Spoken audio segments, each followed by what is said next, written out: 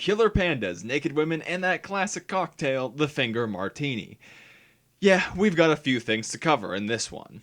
Okay, alright, gonna take SAO. Take Kirito, get the fuck out of here. Just cross him out, and then slap Ichigo's face over him. Alright, perfect. Now, Asuna, you're fine, but if you could be like a little bit crazy and kind of like enjoy murdering people, that'd be great. Now, Klein, you're gonna die in episode 1, you backseat bitch. Throw some blood splatter on there, because we're gonna need it, slap a logo on, and you've got Darwin's game. So, all joking aside, I think it's fair that we bring up Sword Art Online to address Darwin's game. Not just that, oh, it's a game, throw SAO in for clickbait. But I think we've got some actual major similarities as well as clear differences. Now this is in the same vein of somewhat relatable escapism. We have your average high school boy, Kaname, who unknowingly gets trapped in a video game where game death equals real death. He randoms his way into a relationship with a cute blonde girl who's A+ at the game, and he wants to take on whoever made the game to save himself and others from it. Now, for better or for worse, it's also distinguished from SAO. Kaname is more like Ichigo, or at least what I know of him from seeing a few early episodes when I was a kid, in the sense that he gets bad lucked into his situation, rather than making a larger choice, and once in it, it's made apparent that he has extreme latent potential, unlike anything seen before. He's the most relatable of the few shonen protagonist varieties in this way, where someone unremarkably average becomes a god once put in the right situation, and inevitably gets a front row seat to naked women along the way. This is helped along greatly when the plot device that makes him godly is a video game. Not VR, but more along the lines of AR this time, augmented reality. Darwin's game, the namesake of the series, is a mobile app with no way to quit once entered. It's also 1000% insane because the game is basically murder Tinder. You open it up, and after a few simple taps, you're face to face with someone who wants to kill you, and you have 3 choices. Kill, be killed, or run out the clock and win via points. It's also possible to surrender, and if you have enough points, you won't die, you'll just lose some points. It's fairly straightforward from what we see. You have a sigil, which is an inherent skill you can use immediately, anything from invisibility to seeing living things' auras. There's a gacha mechanic for weapons, you can call other players for help with extra points, nothing too out there. Well, besides the murder. Where the aspect of VR allowed SAO to avoid some suspension of disbelief post episode 1, this more real world kind of AR mechanic fails a bit. Now, when you enter combat in the game, all other functions of your phone are locked up, so you can't just call for help, which is fine, they could realistically code that in. But this isn't a separate world, this is people killing each other for real, even to the point of chasing each other through the streets in broad daylight, while also still having other moments with that how is this place deserted for so long aftertaste. There's one particular moment in the first real fight where Kaname is saved by a car hitting his opponent who was using his sigil to go invisible. Now these dudes feel their car hit something, get out, notice and remark how it's physically damaged while a teenager watches completely mortified, and they're shocked for all of about 7 seconds before they just up and leave. Couple this with him just accepting the situation, not going to the police, no one noticing 2 bloody men roaming the streets, and some other small notes, and it's hard to believe even for an anime. One positive for the game being not VR though, is it's more relatable.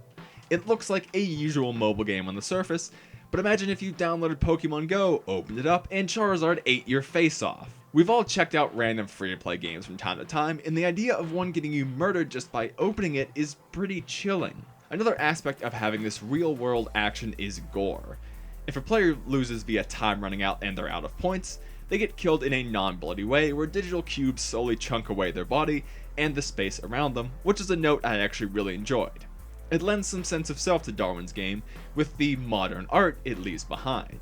But if you rush head-on into your battles, expect real injury. Throat slashing, arrows sticking out of limbs, guns to the face, and excessive blood sprays to go with them. I think most viewers will be able to handle this. It doesn't really get uncomfortable, well, except for the fingers. There's a cutaway to one of the clear bad guys, and he takes all 10 digits off of one unlucky man, and then he asks his men to put them in the old finger brine jar, saying he'll let them drink from it later. Actually, that does happen, and it's uncomfortable as shit in a positive way for the mood. There's always insane villains, but not so much I'll drink your finger brine insane. Coupled with the real world game situation, that's unnerving as all hell.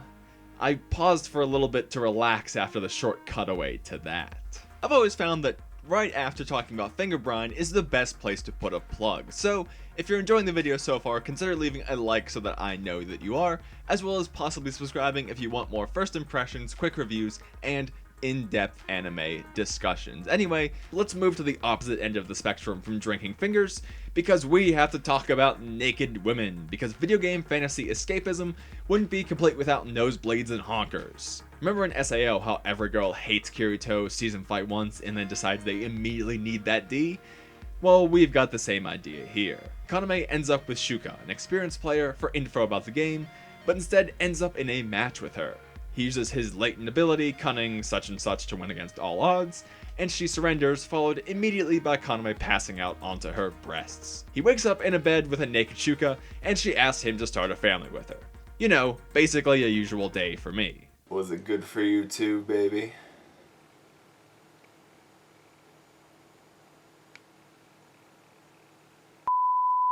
This is what solidifies it as a very escapism anime, because at the end of the day, anyone can imagine themselves in this situation. All Kaname had to do was download an app. That's it. No requirements. If it was real, that could be any of us. Who's to say we couldn't have latent potential in some random game? Now, this style of storytelling isn't for me, but that doesn't mean it's bad. I'm not a fan of Sword Art Online because it's not a very deep or meaningful anime, but not everything needs to be, because some things are just about providing people with easy entertainment that's less possible in other mediums. In that respect, I'm okay with series like what Darwin's game is giving me the feel of, because we can all use a break every now and then. Just don't try and tell me you like it because the themes are so good. Now for some general housekeeping aspects. How does it look? It's super standard in terms of art style and quality, not really distinct in any way for better or worse. The setting is also very indistinct, with mostly blurry and generic backgrounds that really aren't adding much. It should be given a lot of credit for the animation itself though, which is active and engaging with tons of sweeping shots, some dolly zoom, things like that, including bullet dodging near misses. I'm never a fan of excessive static shots, which does tend to happen in anime, so I can say it was a pleasing note seeing such dynamic angles and eye-pleasing framing.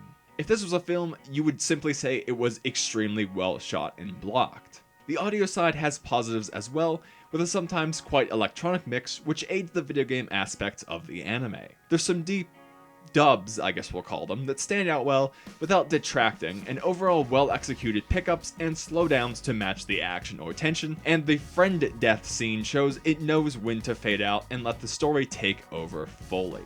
Speaking of episode 1 friend death scenes, let's talk about the pacing. Although the fight sequences are entertaining and thorough, they're not perfect. Both of them slowed down on more random notes. Now, having a break in action is fine, especially with lengthy fight sequences like this, but only if you have good reason. Here he somehow manages to hide mid-foot race in a very enclosed space, and when fighting Shuka, she just kind of stops actually fighting a bit to randomly destroy the scenery. The character's brains seem to turn off a little bit when needed. In addition to this, the space in between combat scenes is much less explored. He just kind of goes home after his first fight and then meets up with Shuka with a single line about wanting to investigate the game, so the first episode kind of felt a bit disjointed. It's a trade-off for the very dynamic action, which is probably what you'll be wanting out of this caliber of show anyway, so this is more of a negligible point. Now, we have to address that it did go for the classic cheap pull-in of having a friend character die in episode 1. There's a reason good anime wait to do these things. If you've watched Gurren Lagann, if you've watched Madoka Magica, just to name a couple, you know how powerful these moments can be when they're developed, and not just some throwaway character who seemed generically kind of nice and friendly in the first episode. This is a trope I really do hate, and I have to dock points from anything that does it, because you'd have to be a timeless master to pull it off correctly, and it just didn't work for me here. This is a weird one, but I think it's simple to recommend. If you're looking for some great action and escapism in this shitty situation of isolation, this is probably a perfect pick if you can stomach a little bit of disbelief even for anime. I'll use the word standard for the feel it gives off, with its self-insert hero and clear fan service, so don't head into this for an enriching experience, but more of an action romp boosted up by some great production elements.